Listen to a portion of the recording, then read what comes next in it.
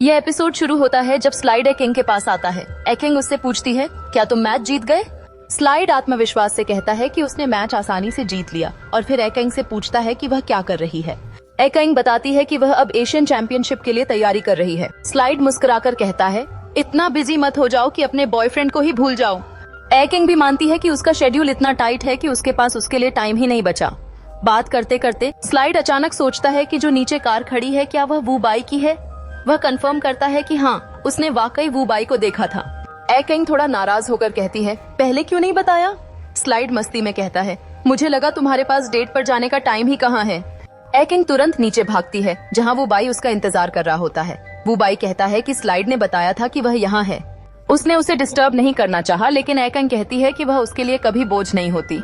दोनों बात करते हैं कि उनकी पिछली मुलाकात कितने समय पहले हुई थी, शायद 1 महीना या उससे भी ज्यादा, और मजाक में कहते हैं कि अब वे एक दूसरे के लिए अजनबी बन गए हैं। वू बाई एकिंग के करीब जाता है। एकिंग को लगता है कि वह उसे किस करने वाला है, लेकिन वू बाई बस उसे सीट बेल्ट लगा रहा होता है, जिसे देखकर एकिंग मुस्कुरा देती है। तभी वू बाई उसे एक सरप्राइज देता है। वह कहता है कि उसके बिग ब्रदर ने डिनर के लिए उन्हें बुलाया है। एकिंग थोड़ी कंफ्यूज हो जाती है।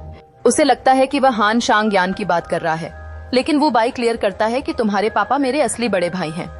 एकिंग मजाक में कहती है, क्या तुम्हें शराब चढ़ गई है जो मेरे पापा को बड़े भाई कह रहे हो? वू बाई बस मुस्कुराता है और कहता है कि उसके डैड ने कहा था कि उसे साथ लेकर आओ। रास्ते में वे एक इलेक्ट्रॉनिक्स शॉप पर रुकते हैं जहां वो बाई एयर कंडीशनर देख रहा होता है। एकिंग को लगता है कि यह K&K के लिए है, लेकिन वू बाई बताता है कि यह उसके पापा के लिए गिफ्ट है। एकिंग कहती है कि इसकी जरूरत नहीं थी, लेकिन वू बाई बताता है कि उसके दादा ने सिखाया था कि जब किसी लड़की के पापा से ऑफिशियली मिलने जाओ तो गिफ्ट जरूर लेकर जाना चाहिए, खासकर होम अप्लायंस या गोल्ड। एकिंग हंसकर कहती है, एक वाइन की बोतल ही काफी होती। बाद में जब वे उसके घर पहुंचते हैं, दोनों के हाथों में गिफ्ट होते हैं।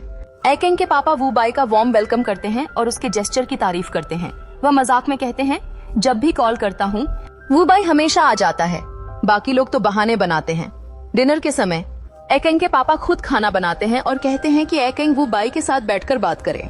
एकिंग उसे अपने बचपन की कुछ फोटो दिखाती है और थोड़ी शर्मिंदा होती है। वू बाई उन फोटोज को एंजॉय करता है और उसे डिस्ट्रैक्ट करने के लिए एकिंग मूवी चलाने को कहती है। तभी वू बाई देखता है कि एकिंग के लैपटॉप में उसका एक मैच का वीडियो सेव्ड है। वह सरप्राइज होता है। एकिंग एक्सप्लेन करती है कि कंपटीटर होने के नाते उसे उसके मैचेस देखने पड़ते हैं ताकि वह स्ट्रेटेजी एनालाइज कर सके। कमेंट्री भी सुनती है।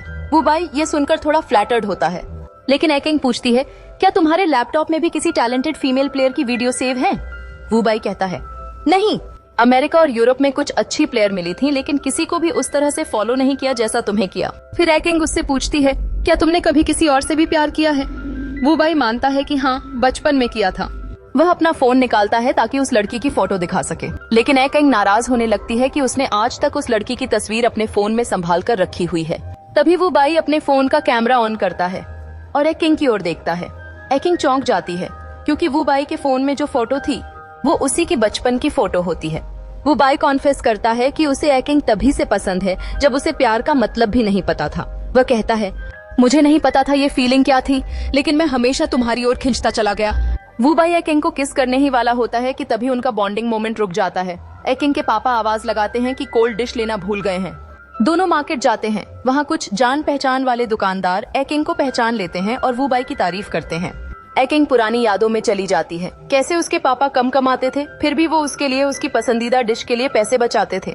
जब वे फूड ट्राई कर रहे होते हैं तो वहीं एक लड़का अपनी व्लॉगिंग वीडियो बना रहा होता है और उसी वीडियो में एकिंग और वू बाई भी रिकॉर्ड हो जाते हैं, लेकिन उन्हें इस बारे में कुछ पता नहीं होता। वापसी के रास्ते में एकिंग वू बाई को वो रास्ता दिखाती है जो वो स्कूल जाने के लिए इस्तेमाल करती थी। हालांकि एक शॉर्टकट रास्ता भी था, लेकिन ये रास्ता ज्यादा सुंदर और गर्मियों में ठंडा लगता था।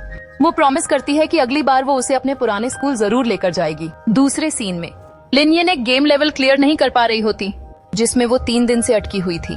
तभी एक टीममेट उसकी मदद करता है और उसका लेवल क्लियर हो जाता है। तभी वह अपने फोन पर एक वायरल वीडियो देखती है। वू बाई और एकिंग की वही मार्केट वाली वीडियो इंटरनेट पर वायरल हो चुकी होती है। लोग ये अंदाजा लगाने लगते हैं कि दोनों के बीच सीक्रेट रिलेशनशिप चल रहा है। टीम के बाकी मेंबर्स भी शॉक हो जाते हैं और वीडियो पर कमेंट्स करने लगते हैं। टीम का लीडर तुरंत स्लाइड को कहता है कि कल सुबह तक सभी को इकट्ठा किया जाए और येवन और लिन यिन को ऑफिस में बुलाता है। वह सख्ती से सबको हिदायत देता है कि जब तक पूरी सिचुएशन क्लियर न हो जाए कोई भी ऑनलाइन कोई पोस्ट या कमेंट नहीं करेगा। अगले सीन में शेनजे ए जिंग से बात कर रहा होता है। वह जलन के साथ कहता है कि वू बाई को तो ए किंग के पापा के साथ डिनर करने को मिल गया, जबकि उसे तो सिर्फ इंस्टेंट नूडल्स नसीब हुए।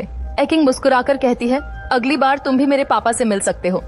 तभी 97 वहाँ आता है और सबको वायरल वीडियो के बारे में बताता है। यह सुनकर शेनजे और जोई भी हैरान रह जाते हैं। इस बीच एसपी के हेडक्वार्टर में मैनेजमेंट इस पूरे मामले को बहुत गंभीरता से डिस्कस कर रहा होता है।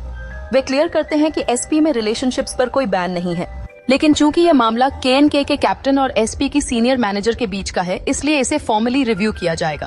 तब तक टीम 1 के सभी प्लेयर्स पर इंटरनेट यूज और मीडिया इंटरेक्शन का बैन लगा दिया जाता है। दूसरी तरफ ए कहिंग के घर पर उसके पापा डिनर की तैयारी कर रहे होते हैं, वू बाई और ए कहिंग के लिए। घर का माहौल बेहद गर्मजोशी और अपनापन भरा होता है। तभी बाओना का कॉल आता है। वह बताती है कि वीबो पर अब भी लोग इस मामले को हवा दे रहे हैं। लिन येन और फू येवेन ने ए किंग को डिफेंड करने की कोशिश की थी, लेकिन अब एसपी ने सब पर इंटरनेट बैन लगा दिया है। बाओना ए किंग को उसकी जिम्मेदारियां याद दिलाती है, खास तौर पर इसलिए क्योंकि वह पहले वांग हाओ को भी डेट कर चुकी है।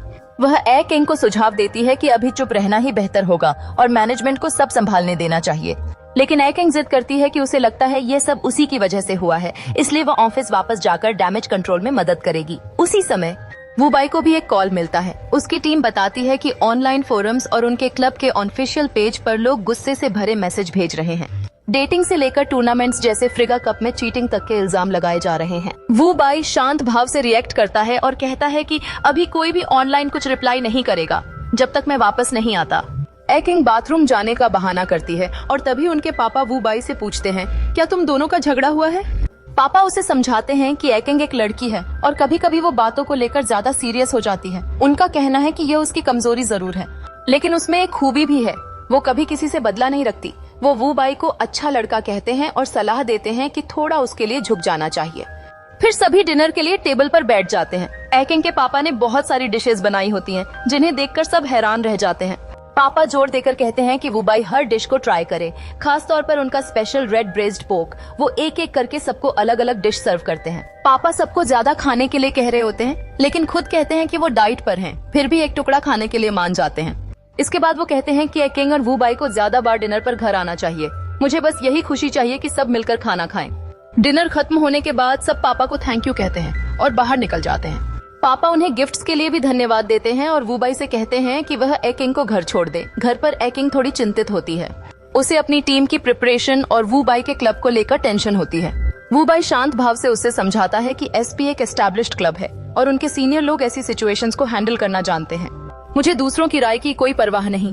फिर वू बाई ए किंग से कहता है कि वह सो जाए। उसने उसे रिलैक्स करने के लिए एसेंशियल ऑयल भी दिया होता है ताकि उसे अच्छी नींद आए। वो कहता है कि जब तक ए किंग सो नहीं जाती वह काउच पर सोएगा। दोनों एक दूसरे को गुड नाइट कहते हैं। अगले सीन में वांग हाओ किसी से हान शांगयान का नंबर मांगता है। जब कॉल कनेक्ट होता है तो हान शांगयान फोन उठाकर कहता है, कौन? वांग हाओ जवाब देता है, मैं हूँ वांग हाओ, मुझे ए किंग के बारे में तुमसे बात करनी है। वांग हाओ सजेस्ट करता है कि दोनों अपनी अपनी तरफ से सिचुएशन को हैंडल करें, लेकिन वह यह भी जोर देकर कहता है कि वह नहीं चाहता कि पिछली गलतियां दोहराई जाएं। दोनों ने जवानी में कुछ ऐसे फैसले लिए थे जो जिंदगी भर का पछतावा बन गए। वांग हाओ कहता है कि ए किंग उसकी पुरानी दोस्त है और वू बाई हान शांग यान का कजिन है, इसलिए वे दोनों यही चाहेंगे कि उनका फ्यूचर अच्छा हो। वह चाहता है कि आज वे दोनों किसी एक एग्रीमेंट पर पहुंच जाएं। अगले सीन में वांग हाओ वू बाई को कॉल करता है और उसे मिलने के लिए बुलाता है और यहीं पर ये एपिसोड खत्म हो जाता है। Till then take care, bye bye.